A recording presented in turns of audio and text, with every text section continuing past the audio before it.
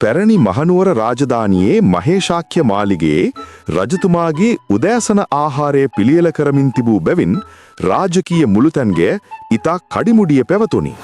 අන්දරේගේ කවටකොමට හෝ උපායශිල්ලී බුද්ධියට සතුටු වූ රජතුමා තම අත් හෝ මුඛය භාවිතා නොකර රාජකීය බත් අනුභව කරන ලෙස ඔහුට අභියෝග කළේය. දඟකාර සිනාවක් පෑ අන්දරේ තමා වෙනුවෙන් එම බත් ටික කන ලෙස තම පුතුට උපක්‍රමශීලීව කතා කරේය.